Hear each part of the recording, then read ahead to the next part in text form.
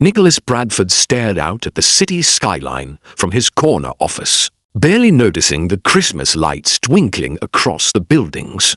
At 37, he'd built a financial empire that most people only dreamed of. But tonight, 2 days before Christmas, his penthouse office felt more like a prison than a palace. His assistant had left hours ago, along with everyone else in the building. They all had families to go home to, holiday parties to attend, children waiting for them. Nicholas had spreadsheets and silence. He was about to shut down his computer when he noticed a stack of mail. His assistant had left with a note. These came to the charity foundation. Thought you might want to see them before the holidays. Nicholas sighed. His company ran a foundation that supported various causes, but he rarely got personally involved. That was what staff were for. Still, something made him flip through the envelopes. Most were standard donation requests and thank you notes. Then he saw it, a slightly crumpled envelope addressed in careful, childish handwriting to Santa Claus, North Pole. Someone had redirected it to his foundation's address. He almost tossed it aside, but curiosity won. He opened the envelope and pulled out a piece of lined paper with a drawing of stick figures. At the bottom, a woman, a little girl, and an empty space where a third figure should be. The letter read, "Dear Santa, please send me a dad. My name is Lily, and I am 6 years old. My mom works very hard, but she is always tired and sad. She tries to smile, but I know she cries at night when she thinks. I am sleeping. I don't need toys or games. I just want someone to help my mom and read me bedtime stories and teach me how to ride a bike. All the other kids at school have dads, and I want one too. Please, Santa. This is my only wish. Love, Lily."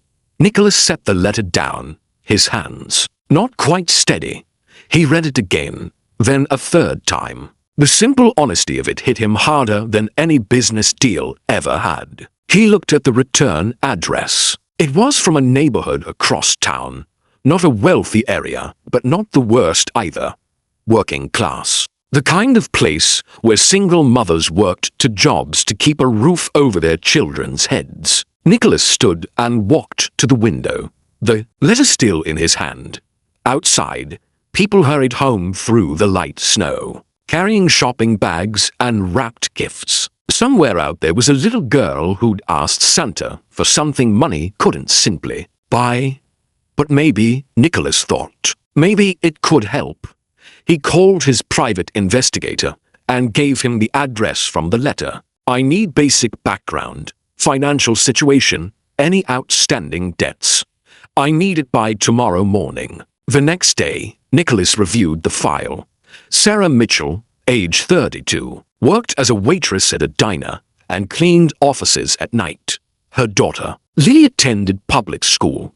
They lived in a small 2-bedroom apartment. Medical bills from Lily's asthma treatments were piling up. Car had broken down 3 months ago. Behind on rent. But the investigator had also talked to neighbors. Everyone says she's a good mother. Never complains. Always has time to help others. Despite her own struggles, the kid is polite. Does well in school. Nicholas called his lawyer. "I want to set up an anonymous trust fund. Full college tuition for a child named Lily Mitchell. Medical expenses covered. I want the family's debts cleared. Arrange for a reliable car to be delivered. And set up a monthly stipend for living expenses." But even as he arranged everything, Nicholas felt something gnawing at him. Money could solve the financial problems, but it couldn't answer Lily's real wish. She hadn't asked for money or toys. She'd asked for a father. On Christmas Eve, Nicholas found himself driving to the address from the letter. He didn't know what he was doing or what he'd say. He just knew he needed to see them. The apartment building was old but well-maintained. He climbed to the 3rd floor and stood outside apartment 3C, suddenly feeling foolish. He was about to leave when the door opened. A little girl with brown curls and bright eyes looked up at him. "Hello," she said. "Are you lost?" Nicholas knelt down to her level. "Is your name Lily?" The girl's eyes widened. "Yes. How did you know?" "Lily, who's at the door?" A woman appeared behind her, wiping her hands on a dish towel. She was young and pretty despite the exhaustion evident in her face. "I'm sorry to intrude," Nicholas said, standing. "My name is Nicholas Bradford. I received your daughter's letter to Santa." Sarah's face went pale. "Oh God. Lily, what did you do?" "I just wrote to Santa like you said I could," Lily said, tears forming. Nicholas spoke quickly. "She didn't do anything wrong. Her letter was the most honest thing I've read in years." "May I come in?" Sarah hesitated, then stepped aside. The apartment was tiny but clean, decorated with homemade Christmas decorations. A small tree stood in the corner. "I don't understand," Sarah said. "Why would a letter to Santa come to you?" "It was forwarded to my charitable foundation."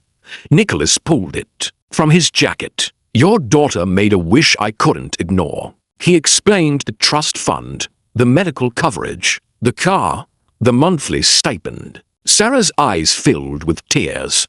"I can't accept charity," she said firmly. "I take care of my daughter myself. It's not charity. It's an investment in a bright young girl who deserves every opportunity." He paused. "The money will be there if you change your mind." Lily tugged at his sleeve. "Are you Santa?" Nicholas smiled sadly. "No, sweetheart. I'm just someone who read your letter and wanted to help. But I didn't ask for money. I asked for a dad." This simple statement hung in the air. Sarah closed her eyes, mortified. Nicholas felt something crack inside his chest. He looked at this brave little girl, and at her exhausted mother who was trying so hard. "Lily," he said gently, "being a father is a big responsibility. It's about showing up every day, being there through good times and bad." "I know," Lily said seriously. "That's why I asked Santa for someone good." Nicholas looked at Sarah. "Would you have dinner with me? Both of you, just dinner. A chance to get to know each other." Sarah studied him. "Why are you really here?" "Because that letter reminded me that I've spent 15 years building a fortune, but not a life. Because your daughter's honesty made me realize how empty my success has been." Dinner became 2 dinners, then 3. Nicholas started showing up at Lily's school events. He taught her to ride a bike. He took Sarah and Lily ice skating, to museums, to movies. 6 months later, on a warm summer evening, Nicholas sat with Sarah on a park bench watching Lily play. "She talks about you constantly," Sarah said. "Her teacher asked if you were her father." Nicholas took Sarah's hand. "What do you want to say?" Sarah turned to face him. "I want to say yes, but I need to know this is real. I've never been more certain of anything," Nicholas said. "I spent years building an empire because I thought that's what success looked like. But success is watching Lily's face light up when I pick her up from school. It's making you laugh after a hard day." He pulled a small box from his pocket and opened it. Inside was a simple ring. "Marry me, Sarah." "Let me be the father," Lily asked. "Santa for?" Sarah's eyes filled with tears. "Yes." Lily ran over, sensing something important had happened. "Are you crying, Mom?" "Nothing's wrong, sweetheart," Sarah said. "Everything's right. Nicholas just asked me to marry him." Lily's face exploded with joy. "Does that mean he'll be my dad?" Nicholas lifted Lily into his arms. "For real? If that's okay with you." Lily hugged him tight. "I knew Santa would answer my letter." A year later, Nicholas stood in his office looking at the framed letter on his wall. Sarah's photo sat beside it now, along with Lily's school picture. He'd given away most of his business responsibilities. focusing on the foundation and his family. His bank account was still substantial, but his real wealth was measured differently now. In bedtime stories read and bikes ridden. In a wife who'd taught him that strength comes in many forms. In a daughter who'd reminded him that the best things can't be bought, only chosen. Sometimes the greatest gifts come wrapped in simple wishes. Sometimes a child's letter finds exactly the person who needs to read it. And sometimes Santa works in mysterious ways. If this story touched your heart, please like, share, and subscribe for more tales of hope and connection. Comment below about a time when an unexpected request changed your life. Your stories remind us that magic still exists in simple acts of showing up.